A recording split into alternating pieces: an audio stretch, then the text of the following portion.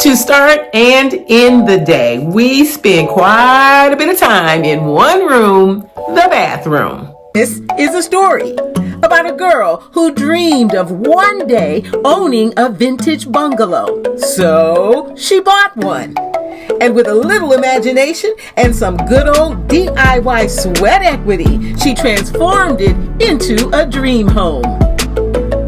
This is DIY Redesign. Welcome to DIY Redesign, my journey to updating my 100-year-old bungalow. It's your girl, Denise Joy. If you are new to my channel, hey, hit the subscribe button. You don't want to miss a single episode. And hit the notification bell. You want to be alerted when the good stuff drops. You know, designing a space it truly is a journey. It's a journey to learning how to trust yourself, how to love yourself, how to accept yourself. That's just a few of the things that I have more deeply discovered about myself during this journey to updating my 100-year-old bungalow. What is a bungalow? A bungalow is a style of house or cottage that has a single story, and it may have a partial second story, and it has a sloped roof. And this house was built at the very end of the period where the bungalow's home style was all the craze, roughly between 1903 and 1930. So DIY is perfect for that person who has a budget that may be smaller than they like, but they are determined to achieve the kind of room they absolutely must have. Bathrooms tend to be respites, a place where you can handle your business, gather your thoughts, prepare for the day or night, and replenish your soul. On this episode of DIY Redesign, you're going to see different looks in my designed bathroom. When I moved in that first year, I had a particular aesthetic that I wanted. I didn't have the budget to always create that aesthetic that I wanted. So watch my journey as I transformed the space through years as I was able to increase that budget and my DIY skills. The first few weeks after I purchased this home, every time I sat on the commode, my knees literally were touching the edge, kind of tucked up under the edge of the pedestal bathtub. That told me off the break that space planning was the key to living in this house. The vintage tub was not a clawfoot, and since I preferred a walk-in shower, I had the tub removed. So those two things became the priority for my design. Yes, I designed a bathroom with no bathtub. Bathtubs aren't for everyone. Of course, I understand the benefits of a good soak, some Epsom salt, your candles. I get it, I do. But I was more interested in having, as spacious as I could get it, a shower. My bathroom is small, and for some people would say it's tiny. It's 5 feet 10 inches by 8 inches. That's really tight, y'all. So I decided to opt out of a bathtub. Let me know. Are you team bathtub, team shower, the mix? Let me know in the comment section below. I knew that space planning was going to be it because I could not stand looking at the toilet. I needed to redesign that entire bathroom footprint. First thing first in a gut job is the demo. Demo can be lots of fun, but be sure to wear your safety features, goggles, gloves, and good shoes. Tucked away underneath the vinyl tile, I discovered the original 1925 bathroom floor. Unfortunately, it was patchwork, so there was not enough tile to salvage it. The area under the old tub had to be torn out. It was all cracked up. New floor joists had to be installed, and we had a smooth floor to get started with the remodel. The thing that saved me was I stole a little less than 2 square feet from a 22 by 30 inch closet, if you could call it that was in the guest bedroom, which was on the other side of the bathroom. So when I was able to capture that space and add it back to the bathroom, then I could reconfigure the entire room. I could move what had been the tub, reclaim that space where the closet was behind the vanity, and then I could create this bigger walk-in shower, move the toilet, to where the bathtub had been, put the vanity to where the toilet had been, so that when you walk into the space now, it is laid out, it is balanced. I also created a pony wall so that you didn't have to look at the toilet, you didn't have to look at it first, right? As soon as you came to that room. Space planning was really the linchpin in this room. I'm pretty proud of myself. When designing and decorating rooms, I prioritize three things: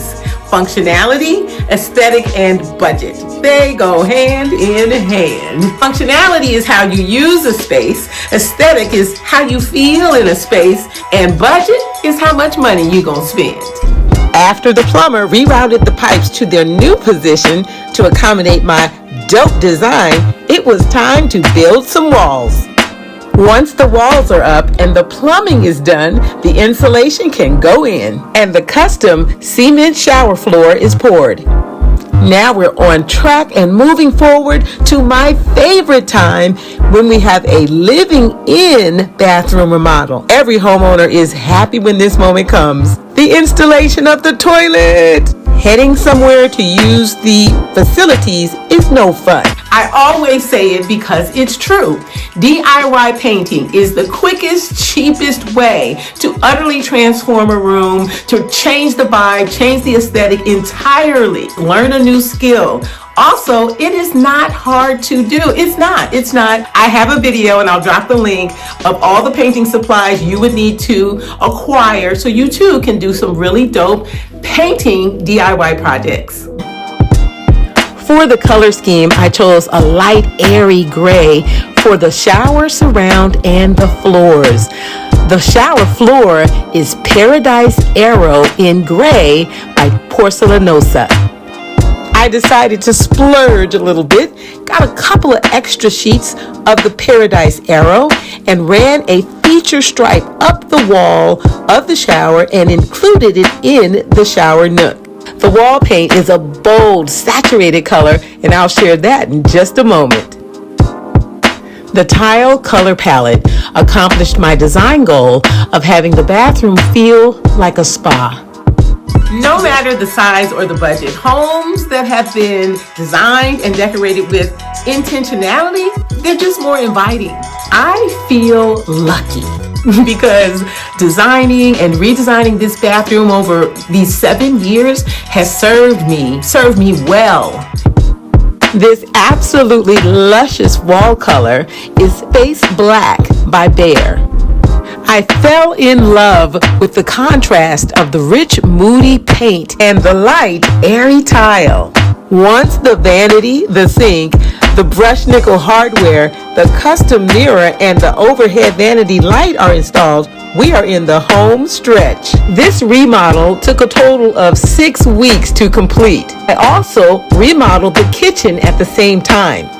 Design hack: I was able to save a little by using the same granite from the kitchen in the bathroom. Once I had the functionality and the space planning all sorted out, I have not really changed that. Well, I haven't changed that for the 7 years I've lived in my bungalow. But every few years, I have changed my aesthetic.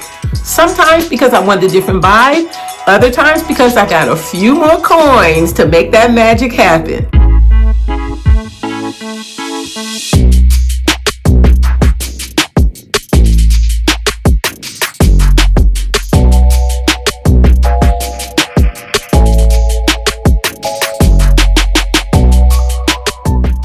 Aesthetic is how a room makes you feel. When I first moved in, I was spreading my budget across several indoor and outdoor budgets. Money was just going and going and going. But after those first 2 years, then I gave my undivided attention to the unique aesthetic in each room. In 2021, I wanted an entirely new look, and I had learned a new skill, stenciling. So to add a whole lot more of that Afro-Bohemian design style that I absolutely love, I got to work. Although I am not a fan of the neutral trend, I did choose to paint this bathroom gray, and the porcelain tiles on both the floor and on the shower are marble in various tones of gray. However, the accent wall is painted in a rich, saturated, bold colored dark green that can read as black depending upon the light that comes into that room. After a few years of having that room painted entirely in that rich saturated color, I broke it up, painted 3 of the walls in that gray tone, and then I overlaid that rich, bold, dark green with a hand stenciled Adinkra pattern for a totally awesome wow factor.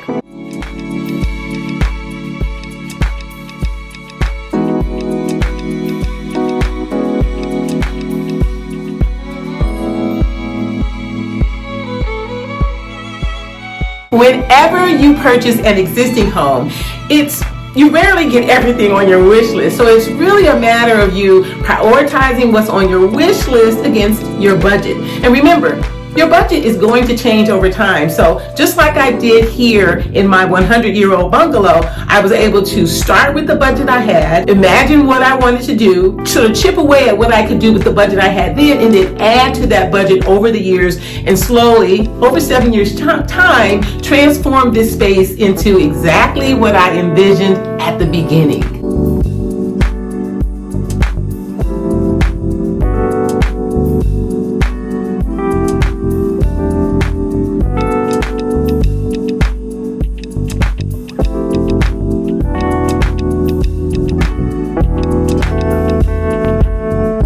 Even if you are designing with neutral tones, create some drama and some more interest by juxtaposing a higher saturation of your neutral so that you can create more harmony and some balance in the room. Come on, y'all.